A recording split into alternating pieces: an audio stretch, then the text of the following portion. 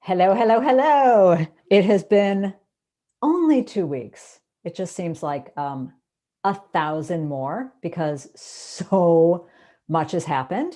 So hold on, I've got to do the old mute thing. Hello, hello, hello. Oh, it has. Oh wow, I was so fast at it last time. I thought I was doing so well. I muted so fast last time, but not so much this time. Anyway, uh, I'm so glad. Oh, Shannon, you're here already. Oh, you guys, you're bopping in so fast this time. Yay. Um, I'm, I have to say before we start how particularly glad I am to be live right now, so that I don't have to be distracted by watching democracy try to fail. But anyway, but that being said, before I forget, first of all, before I forget, I should do that thing that I never do, that I'm supposed to do like a professional, saying, hi, welcome to my YouTube channel. Welcome to Quarantine Live number 30. If you like it, and who wouldn't, give me a little thumbs up and don't forget to hit that subscribe button. Okay, see, I never do that. So I thought I'd pretend to be one of those good YouTube people that did that. I'm also distracted by my sleeves because I picked up a shirt to go under the sweater that's got too big of sleeves. And I'm also all schwitzy because I've been stacking firewood. Isn't this just way too much information? But we booked a firewood delivery place that didn't stack. So a truck pulled up to our house and just dumped a cord of a face cord onto our yard. So my husband and I were stacking today. So thank you, Pam. Pam, are you laughing at me for having to stack firewood or for the sleeve being too long? I don't know. Hi, Tony. Hi, Shannon. Hi, Janice from Sacramento. So anyway, thank you guys so much for distracting me from the death of democracy. I really appreciate it. And that's the other thing I have to tell you. We are going to slightly alter our schedule of every other Wednesday because 2 weeks from now is January 20th, which is Inauguration Day. And some of us might be busy watching TV and hoping that,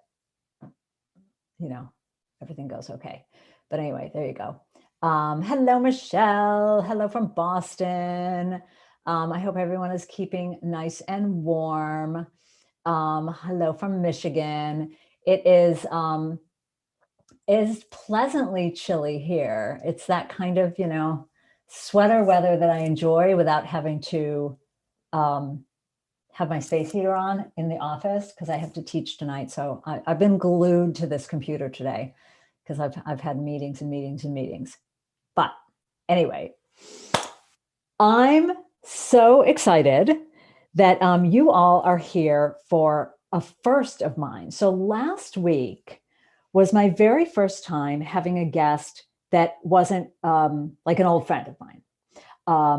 As many of you know, the Quarantine Live started with me thinking I'd be in quarantine for 3 weeks and just turning on the mic to chat with you all. And then I got sick of hearing the sound of my own voice. And so I started inviting my friends. And it was also just a way for me to hang out with my friends and, chat. So last week, I invited Andre. And if you haven't seen that one, definitely check it out. And although I know Andre from teaching, he's another one of the teachers at Vogue Knitting Live. And so I've met him on Zoom. Today is my very first time reaching out to someone from Instagram that I follow on Instagram and I'm a big fan of, but I don't know personally. And in fact, we just met for the first time in our little 5-minute pre-show chat. So because I plan nothing for these, we're all going to find out all about our guest together. So I'm very excited. Many of you already know her. I've already gotten comments on my Insta channel saying oh, my two favorite people together, which thank you so much. So without further ado, everyone, welcome, please. Mother of Pearl, Lauren McElroy. And the crowd goes, oh, Ah, hello. I know. Hello. That was super lame, wasn't it? No, that was really cool.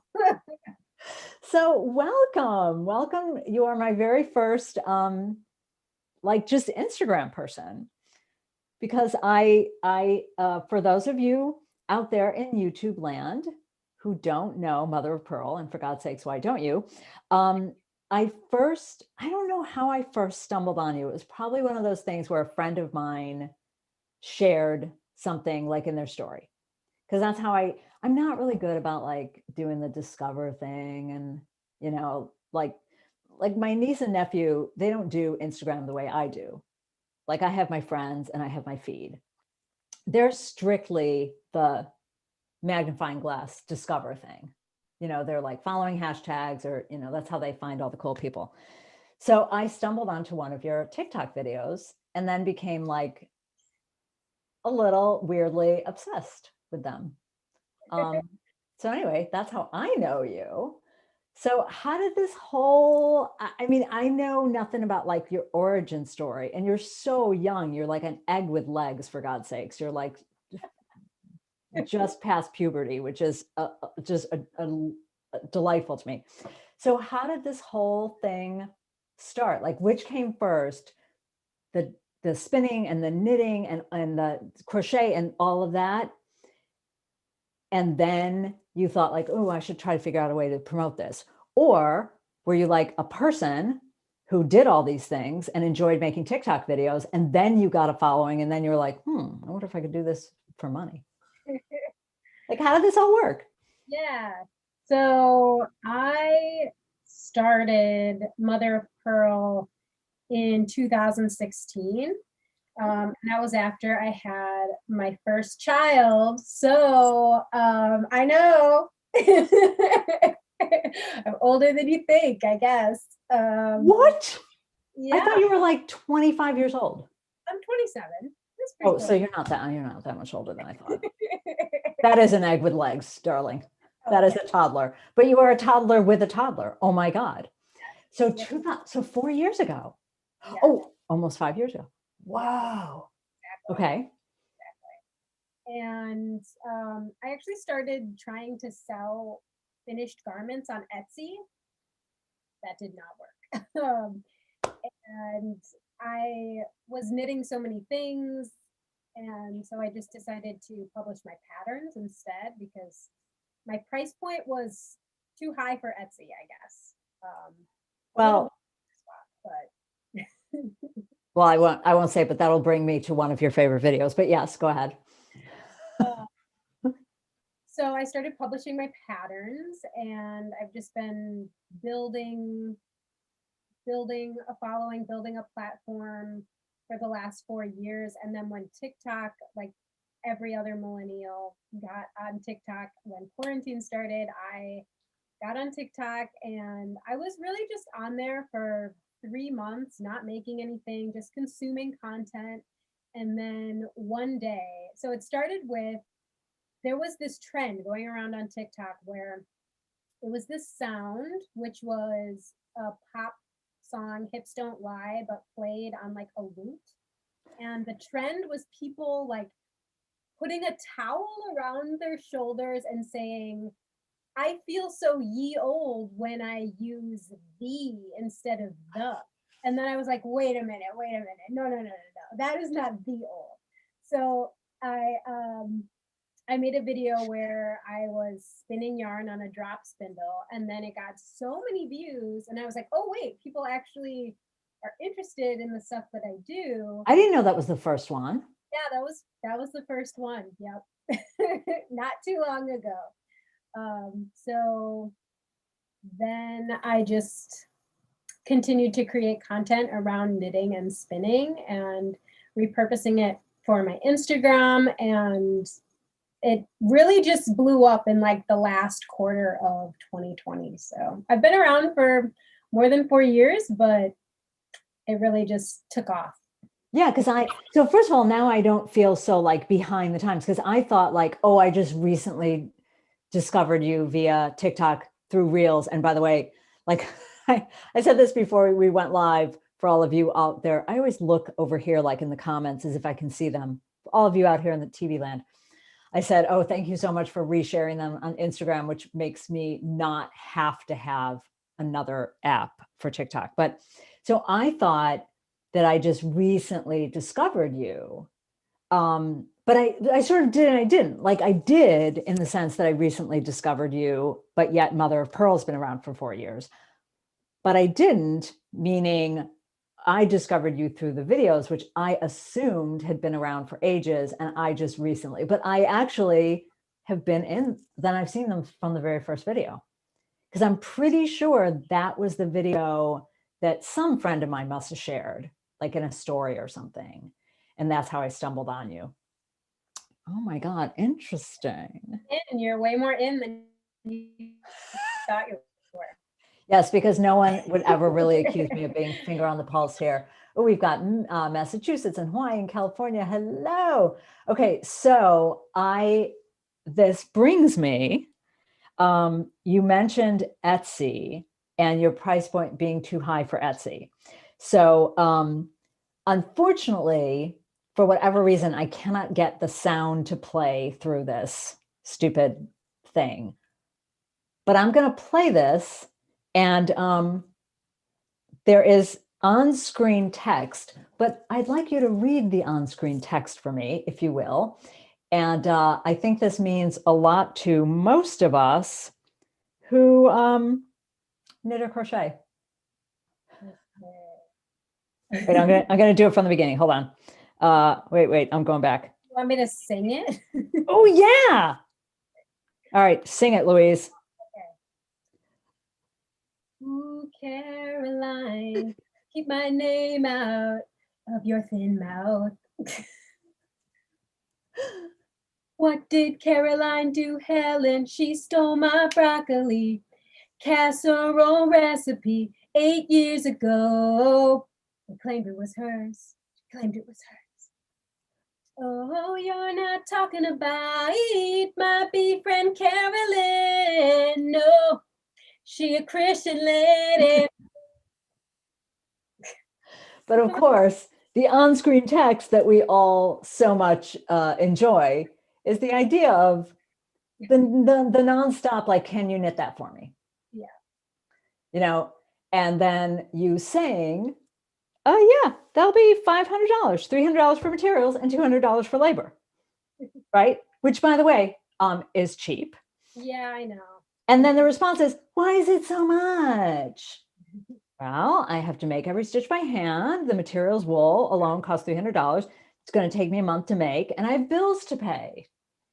I can get it much cheaper at Walmart. How many of us have heard that? And then of course, your answer is like, okay, then do that. So yeah, that's why selling finished goods on Etsy, like, it's rough. Yeah. Like I said, didn't work out. So have you experienced that in real life, having friends say, oh, I love that sweater. Can you make me one? Yeah. Quite often. I do knit commissions, but I don't really advertise that I do. And it's mostly through, I have a really great relationship with our local yarn store, and people go in there and ask for, can this be made? Can you make me this? And then the owner of the yarn store calls me, and then I talk to them. I always have them go in and buy the yarn before I start anything. Yeah. Because I think that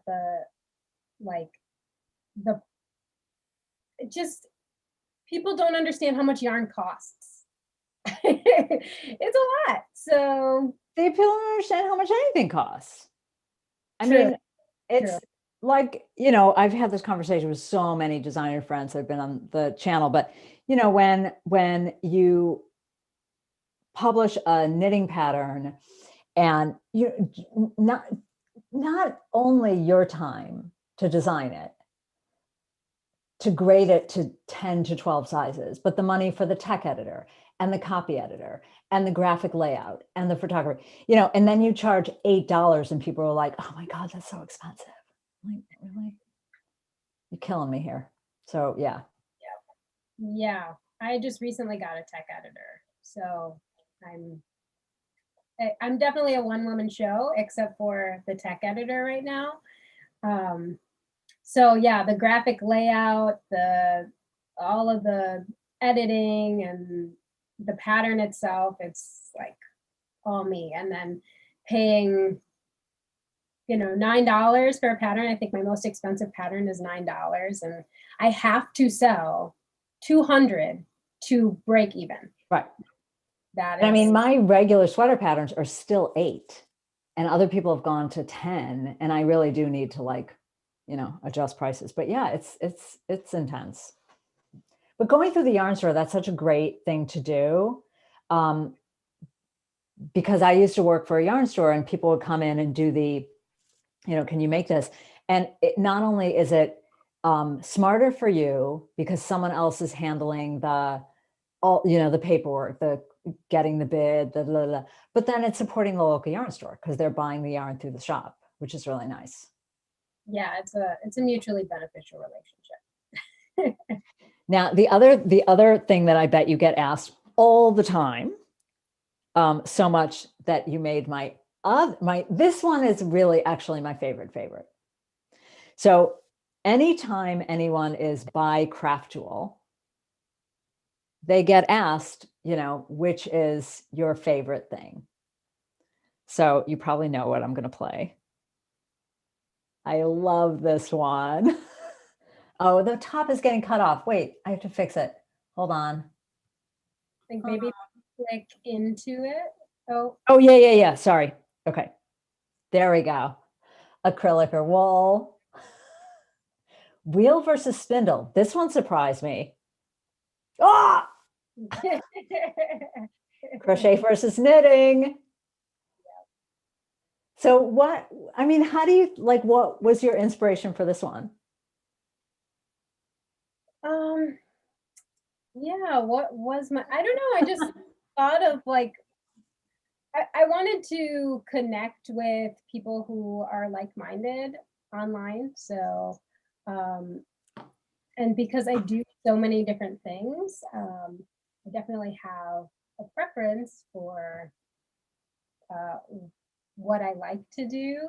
And I just kind of wanted to see who else was out there who could vibe with what I was doing. So. And we're for instance, okay, wheel versus spindle. The comments that came in are most people wheel people, or are there like the hardcore drop spindle people? I didn't really notice anyone arguing with me. So, but I have seen people who are definitely spindle people. I mean, I collect spindles. I know how it is. There's definitely I have an affinity for beautifully turned wood, and they're a piece of art in themselves. So they are. I definitely take my spindle for lace weight. I can't spin lace weight on my wheel because the uptake is too strong and then the strand breaks. So I like to do it on my spindle. And for those who are madly searching Instagram right now, Mother of Purl. So we're going to go right to Mother of Purl. Oh no, sorry, lied. Mother of Purl 1. Except if you put in Mother of Purl, you're the first hit. So if you do the search, because someone was saying, I can't find you, there's so many Lauren McElroys. Oh yeah. Just put in Mother of Purl. The actual handle is Mother of Purl 1, but just like my actual handle is Patty J. Lyons, because can I just say it annoys me that Patty Lyons has like 4 followers. I'm like, then let go of the name. But anyway. Right. I'm in the same situation. Mother of Purl with no numbers. Like my Instagram handle is Mother of Purl with 2 L's and then a 1. Oh, 2 L's? Yeah. Oops. I didn't notice that. The person who has just Mother of Purl has no posts, just nothing. So because if you type in MOTH, I get you right away. Oh, you're the first one. Okay. Because you follow me. Yeah, but still, people that don't follow me, it has to do with how many followers you have. So if someone types in Patty Lyons, I'm going to be the first hit. They don't have to know it's Patty J. Lyons. But so the wheel versus spindle thing, there's a saying for spinners, and I can never remember the exact saying, and you might know it, but it's like faster by the minute, slower by the mile, or something like that. And it has to do with the idea that when you sit down at a wheel, it's faster, but you can take the spindle anywhere. True. So that you can like get a little spinning done on the subway, get a little spinning done while waiting, at the doctor's office. So I forgot what the exact, if anyone knows the real saying out there in spinning land, type it in the chat there. But have you ever been to Rhinebeck? I haven't. It was my goal to go this year, obviously, or 2020. Yeah, October.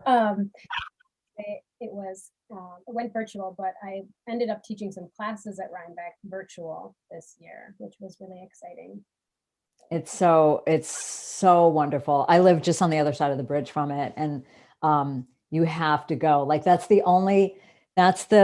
one place that many years ago, the first time they asked me to teach, and I said, "Oh yeah, sure, I'll teach them like a Thursday and Friday," and they said, "Oh, all our teachers have to do Thursday through Sunday. They have to do the whole show," and I'm like, "Nope, I'm out," because that's the only place that I've gone with my friends. We used to rent a house and now we stay here. Same group of friends for so many years. That's the one weekend where I get to just be a knitter, not like a knitting teacher. But the reason you would love the spindle displays are so stunning. My boyfriend my boyfriend, that was weird. My husband, he was my boyfriend when we first started going to Rhinebeck. That's so weird. But like the Golding ring, do you have any of those? No, I don't. They're so beautiful. Wow. They have a ring of metal that goes around the outside, and that helps with the centrifugal force. So you get this really good spin.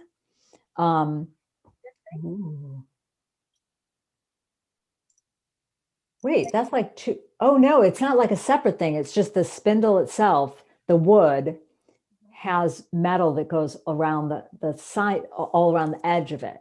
Oh, okay. But what's that? It's got like a secondary thing. Yeah, this is called a Peruvian shack, and it makes this nice little whirring sound when it spins. It goes. It's really nice. This is Saddle Creek Spins. I found them in the magazine Spin-Off. Yeah. So is it one of those supported ones that rest in the little cup thing? Mm-hmm. I've never done that. Yeah, this is actually a hybrid of a supported and drop spindle, and I like it better as a drop spindle because it's a little heavier. But it can be used as a supported spindle too. And do you like the top or the bottom when you drop? Sorry, that sounded dirty. I'm not asking like anything personal. I'm talking about, get your head out of the gutter, you guys. You know what I mean. I like, I guess, different spindles for different types of yarns. Bottom whirl spindle is better if I'm spinning like worsted. Oh, really? Weight, because it has more weight to it, and a slower spin. And then the top whirl spindles I like because they have a faster spin, and then that's for like fingering, DK. I can't really get a true lace on a drop spindle. I have to use a supported spindle for that. But yeah, it depends what kind of yarn I'm going to spin. The idea, by the way, of spinning something on purpose, like blows my mind, because there was a class I took many years ago at Rhinebeck, and the name of the class just jumped right out at me.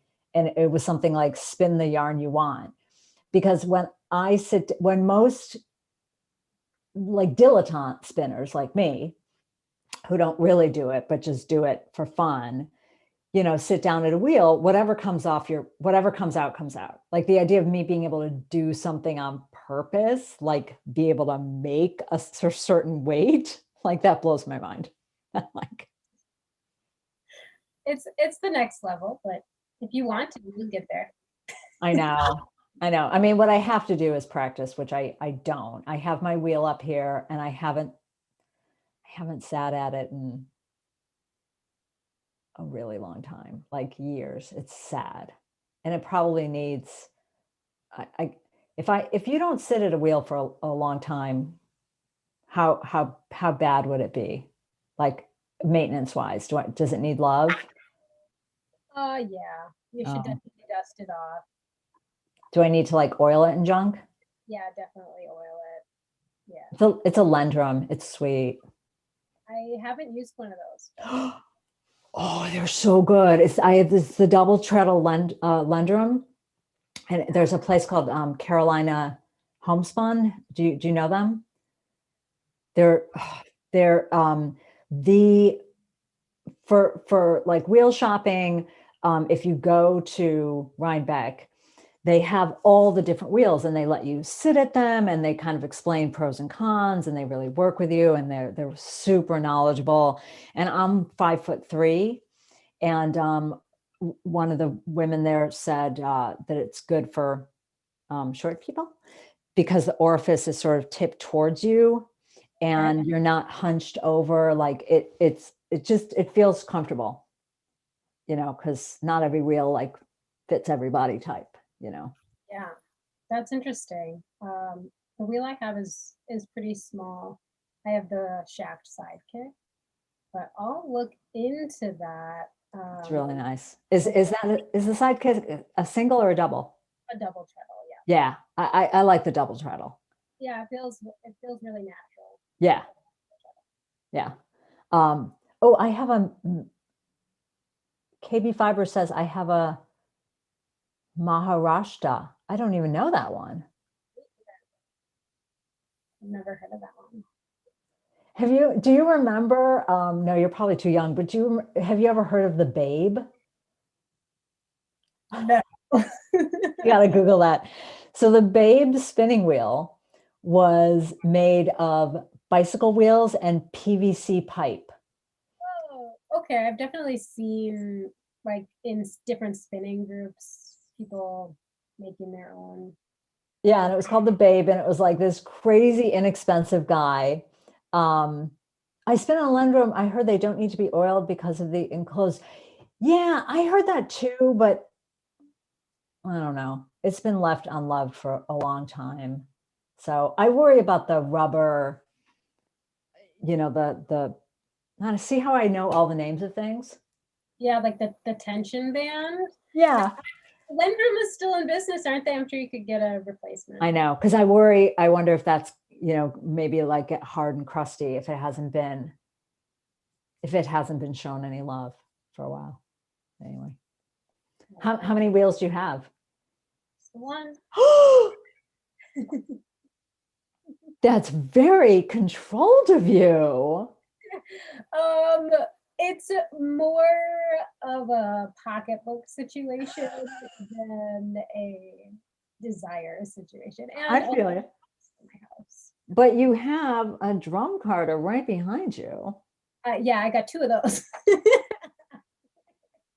That I think is so cool. Like I love watching the blending when you do the blending videos. That is very cool. Yeah, I really like to do that. It feels like it's meditative, and I surprise myself. I've definitely stepped out of my comfort zone with color, with the blending board and the drum carter. I think I dye my own fibers, and I was trying to dye like painted roving, and then it would like look muddy over here and just not work. But then when I got into the blending, I was like, oh, okay, I can combine colors this way and not have to worry about like over dyeing or all that kind of stuff. So I kind of dye in more semi-solid batches, right, and blend them. Yeah, I'm embarrassed to say, like, I didn't realize until only a few years ago that that is one of the ways that you get that multicolor thing is in the blending. I always thought, oh, it's like a bat that's either painted or it's, it's roving that's dyed. Oh, Pam says, what were you doing in that multicolor roving stuff yesterday? That was fascinating. Oh, I don't know. I missed that one. What was yesterday's multi-blending post?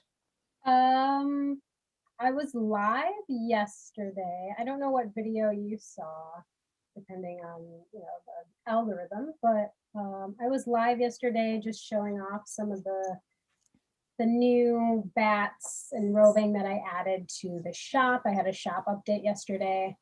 Note to self: don't update 50 items at a time. Too hard.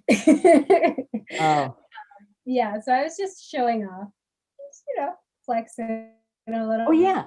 Okay. bit. Speaking of shop, explain new business shop. Yeah, I do have a new business. I tend to I put a lot of irons in the fire, just to spice it up, I guess.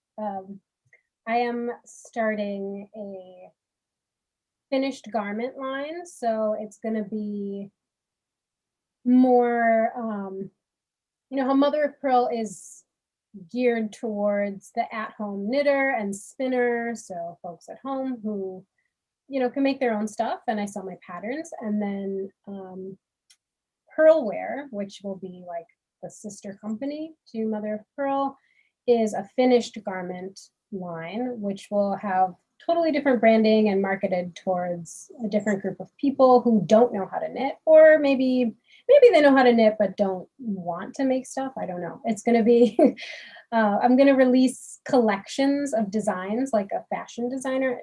I'm a fashion designer. I can say that. So I'll be releasing collections of designs and then selling the finished garments.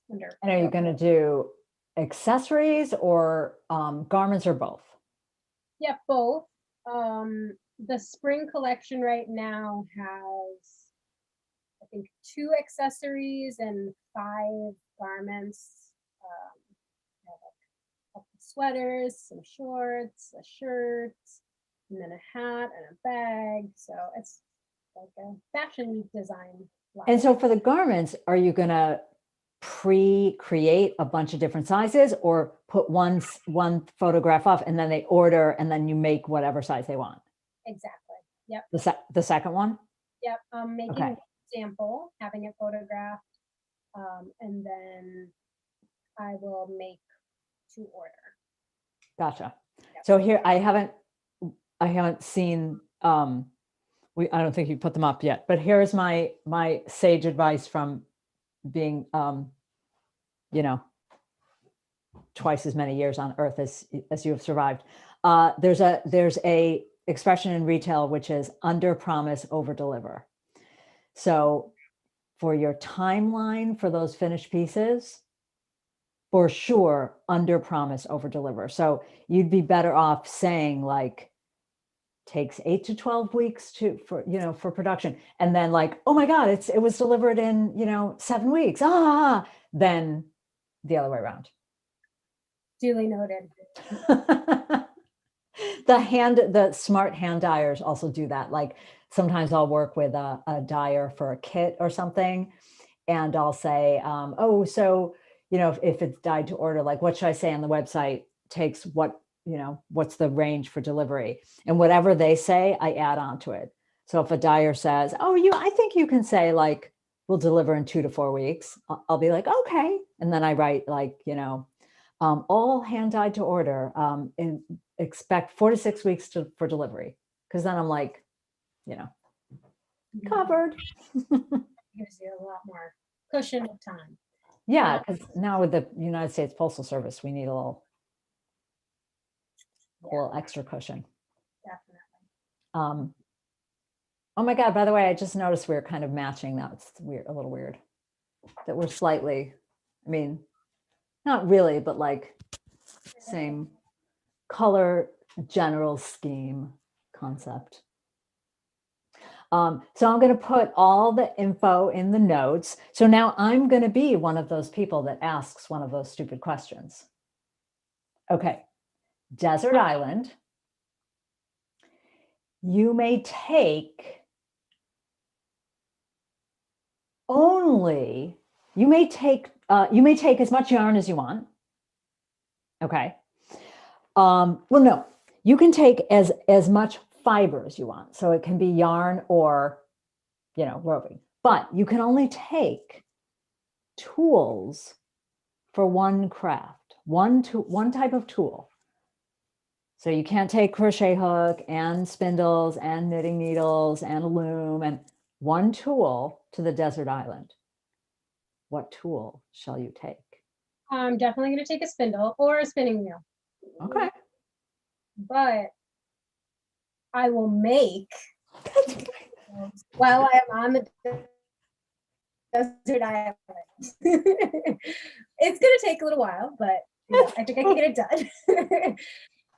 The desert island, can you dye with sand? I think I could probably find some plants. Like I've done some botanical dyeing. Oh, for sure. Yeah. Oh, desert island. Oh, but there are desert plants. Oh, yeah. No, there's plants. There's vegetation. There's for sure vegetation. Yeah. Okay. And you can carve yourself a pot. You'll learn how to make fire. Yeah, I can make fire. So, okay, little known fact. Yes. I am convinced that I am going to be on the reality show Survivor someday. I am also going to win.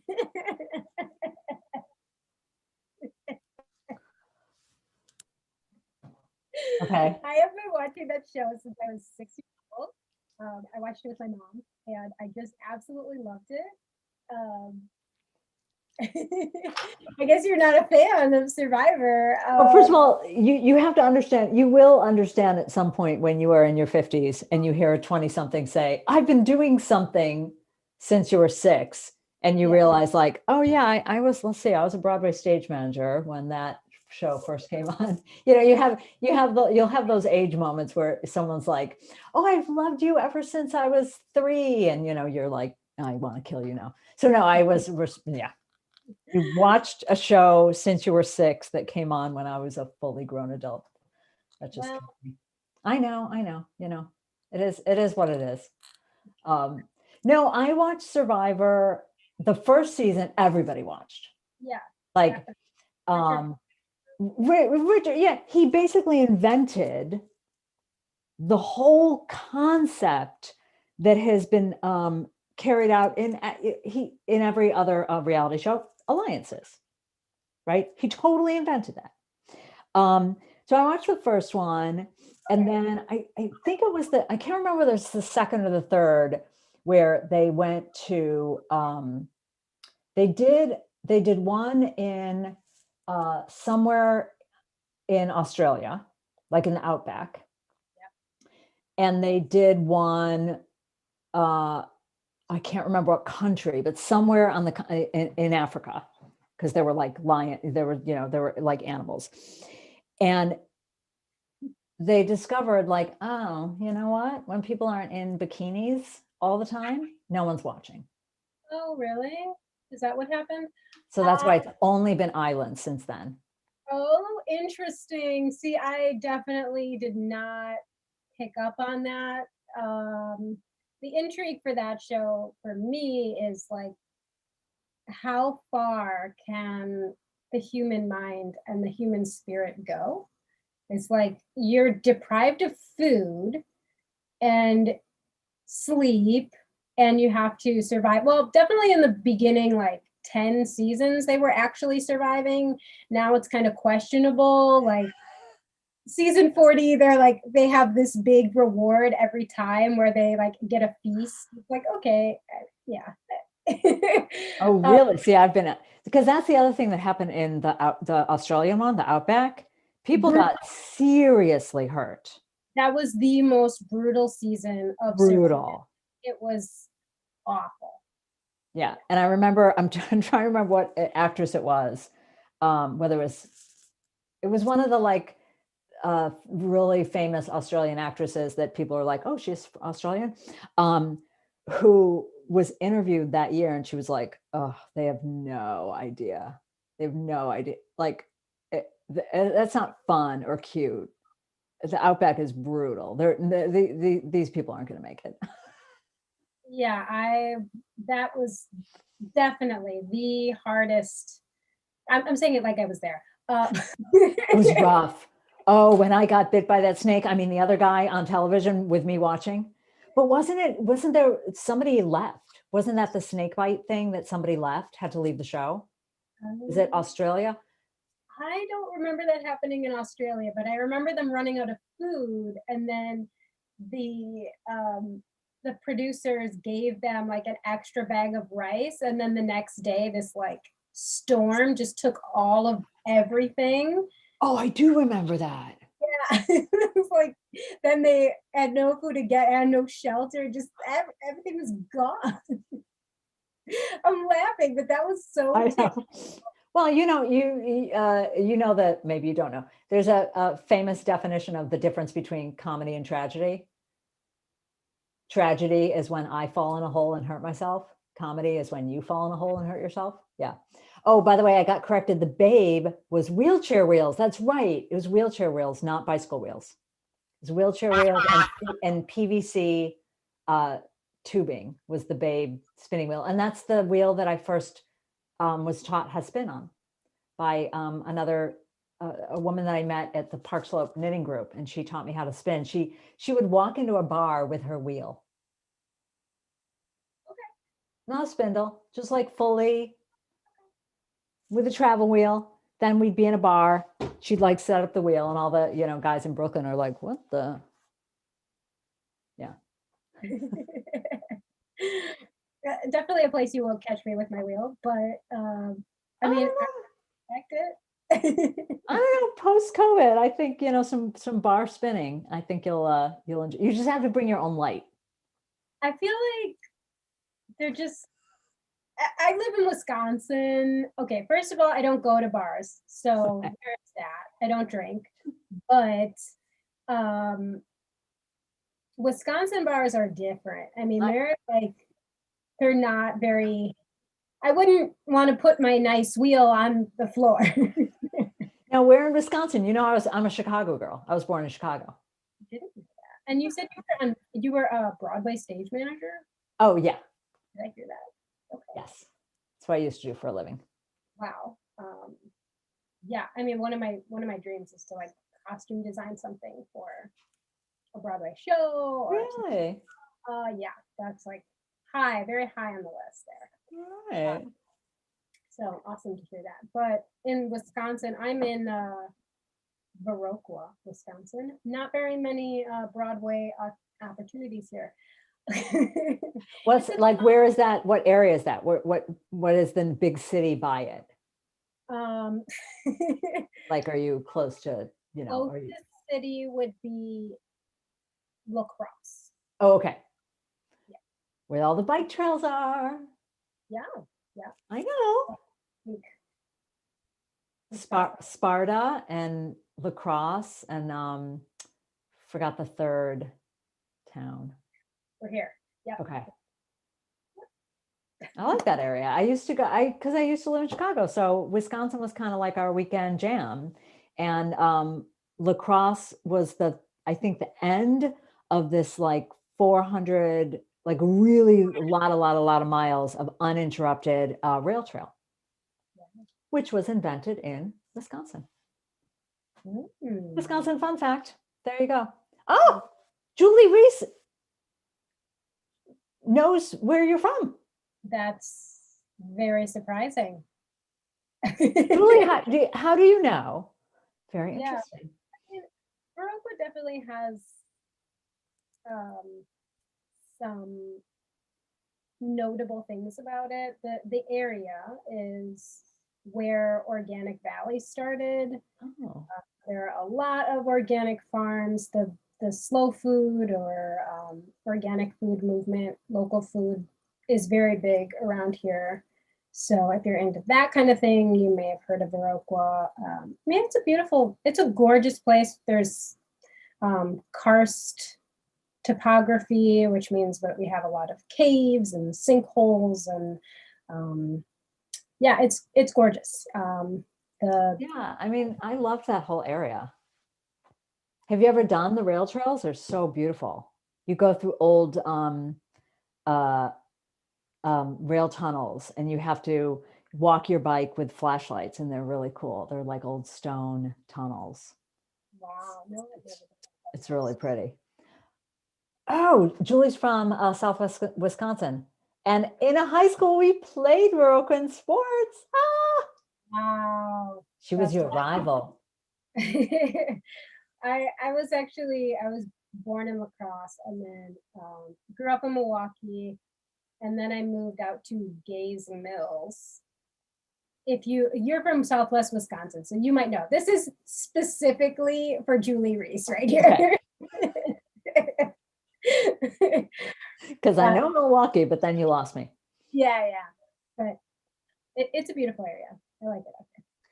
I mean, this sounds weird, but like when we moved from Chicago to New York, I said to my husband, like, I know this is going to sound weird, but I'm going to miss Wisconsin.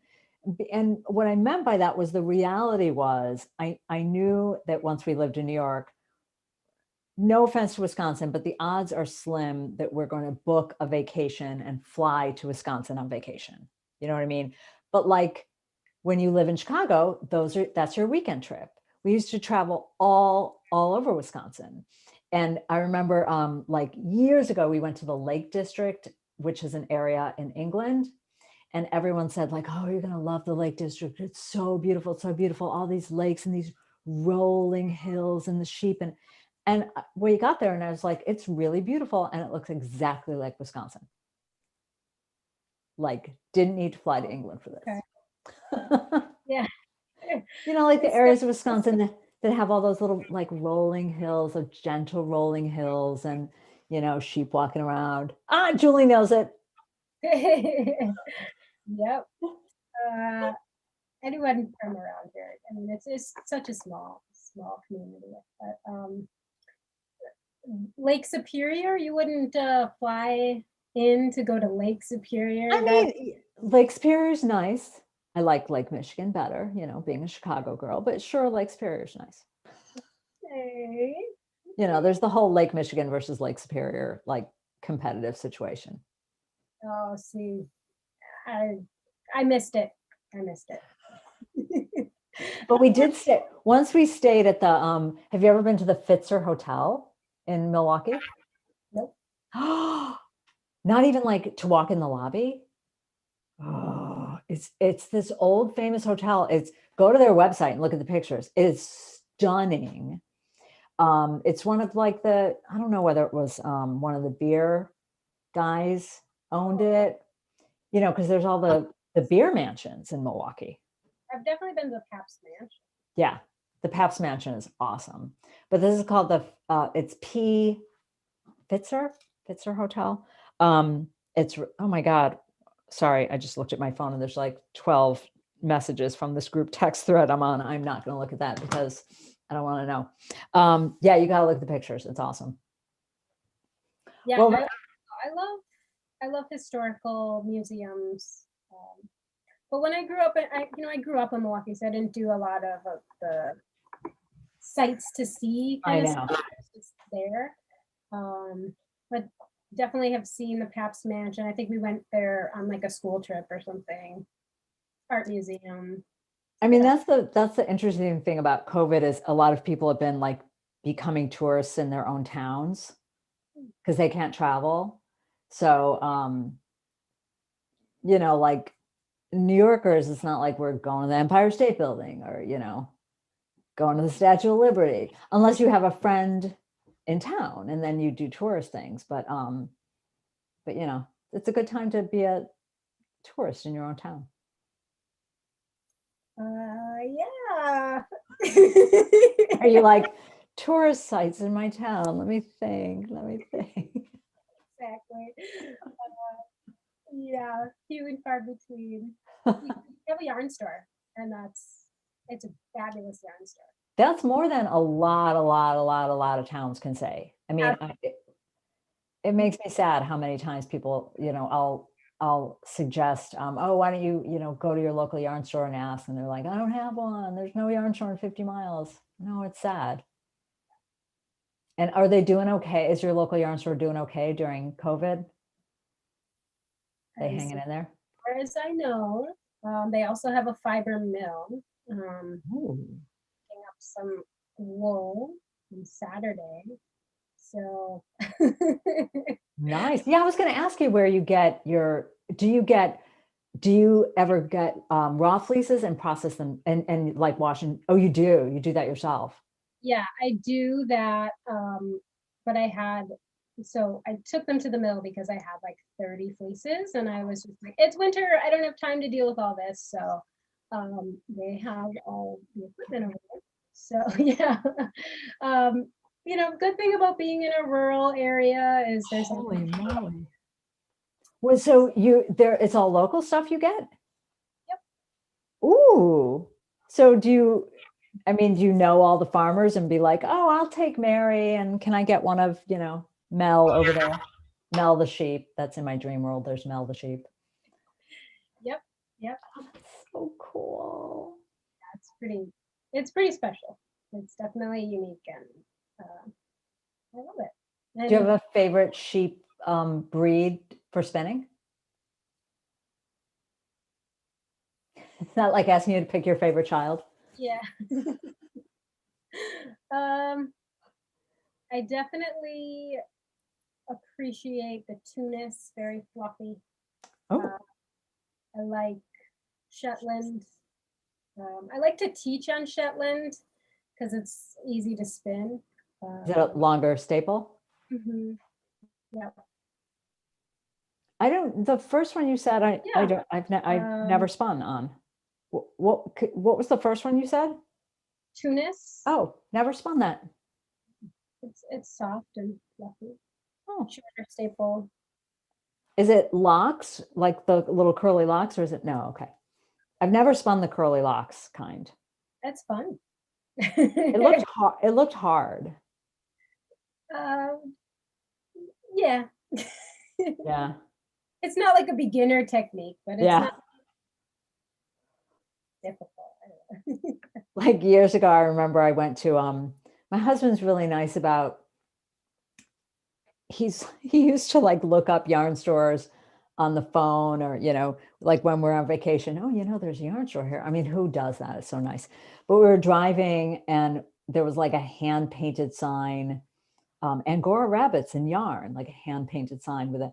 So we like and went down this long country road and there was nothing. There's no signage. There's nothing. Like we put in the address on the little hand painted sign. The GPS said we were there. It's just a house. There's no sign. And we're like, oh, okay, well, that was for nothing. And then a lady comes running out of the house. She's like, hi, can I help you? Are you here to see the rabbits? We're like, oh yeah. So anyway, asked her, I was a pretty new spinner, not much better or worse than I am now because I don't practice. And so therefore I kind of am lousy. And selling those little tiny little Tupperwares of the fluff. Yes. And I said, oh, is that hard to spin? And she said,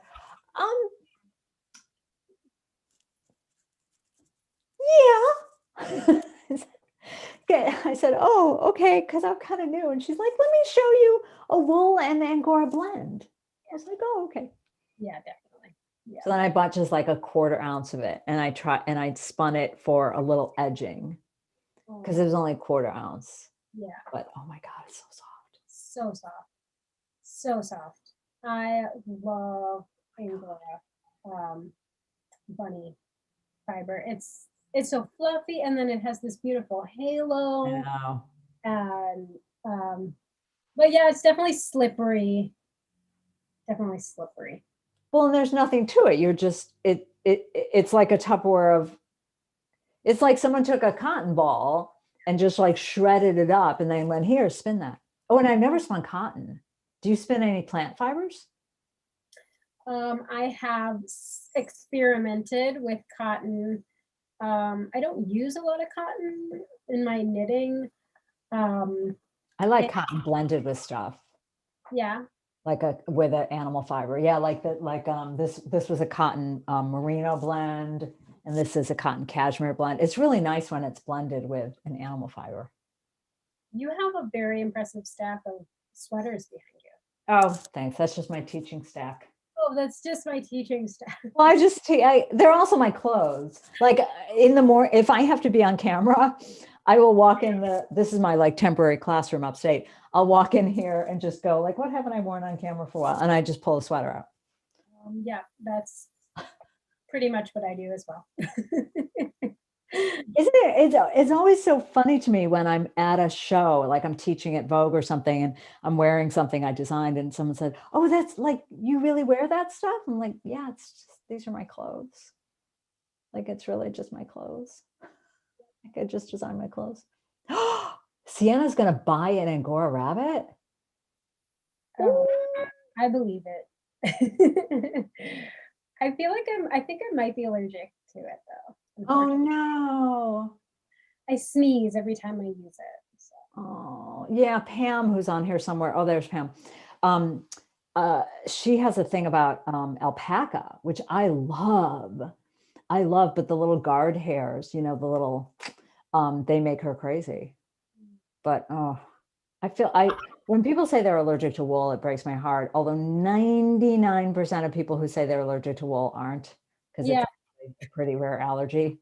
yeah, I'm definitely suspicious anytime someone says they're allergic to wool, but if I think that there's been a sweaters used to be itchy, But the, yeah, the wool. I mean, you remember. yeah, it gets a bad rap. I was really annoyed years ago when Colbert made a big deal about like how he doesn't like to wear wool itchy sweaters. And my husband's like an old school chum of his wife. And I was like, call Evie and tell her to have Steven take that back, because I was so annoyed. But once when I used to work in a yarn store, and once this woman was going on and on about how she was allergic to wool. And I said, oh, really? Have you been scratch tested? Because it's a really real allergy. It's possibly a wool sensitivity. She's like, no, it comes anywhere near me. And I bust out into hives. And then she picks something up off the shelf, doesn't read the ball band, right? It's yes. And she remember, she said, if it comes anywhere near me, I bust into hives. And she goes, oh, but this, yeah, like this. And she's like rubbing it all over herself. It's 100% wool. And I'm thinking like, oh, okay, am I going to get sued if she busts into hives? Like, how long will it take? So I was just sort of waiting, like she's not busting into hives. And I'm just going to say like, yeah, that's a really soft one. Yep. Oh, Any fiber. I see a comment here that says any fibers that are fine will make your way up your nose and make you sneeze. Like, yeah, it's totally possible that it's like just if they have the fluff. Yeah.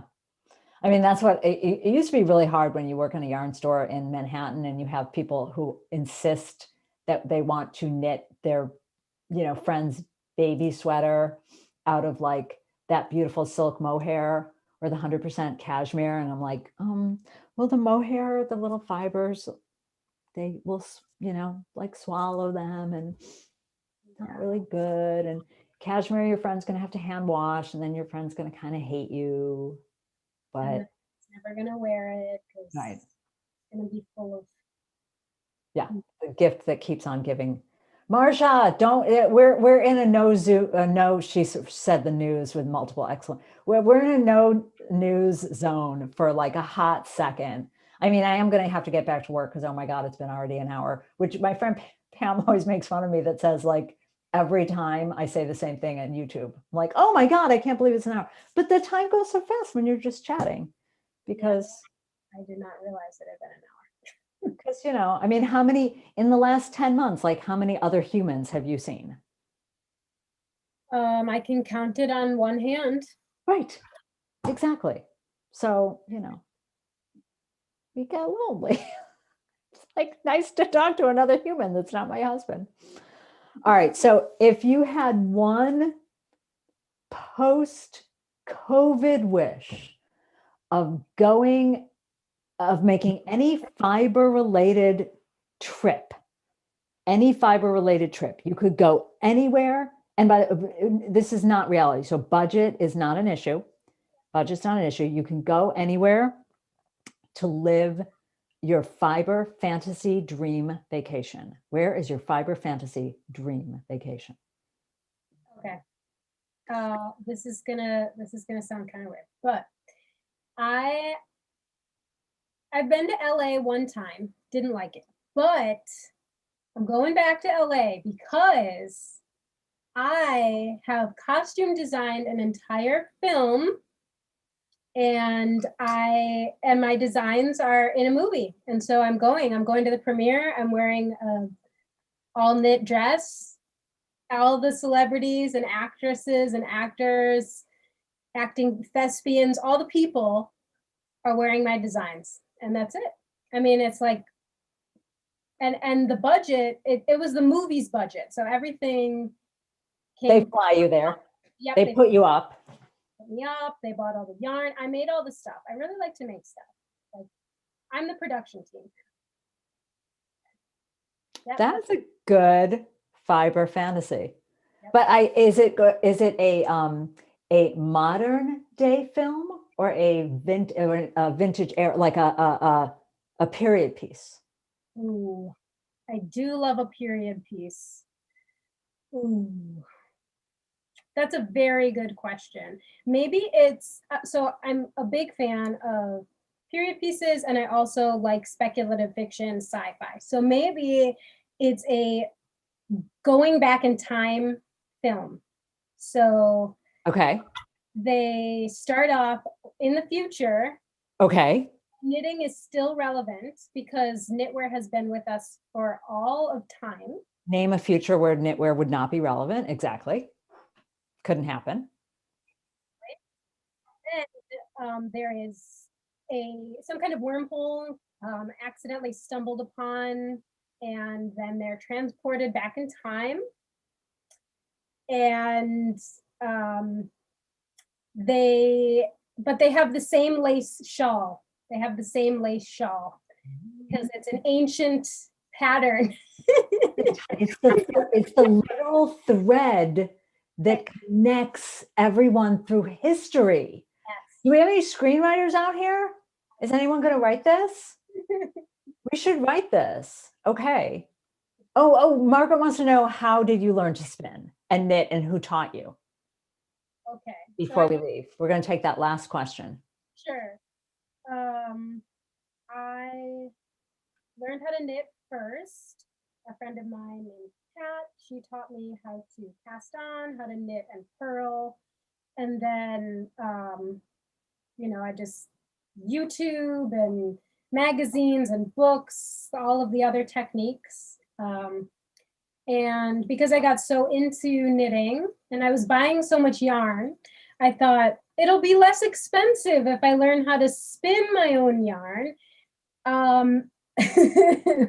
That's not true, but it's been a fun journey. So I learned how to spin. I bought a drop spindle from the local yarn store, and I read the little sheet of paper that came with the drop spindle that said, do it like this. And I just kept doing it until it worked, and I figured out what worked in my own body. And I have subscriptions to spinning magazines and knitting magazines, so I'm constantly learning new things.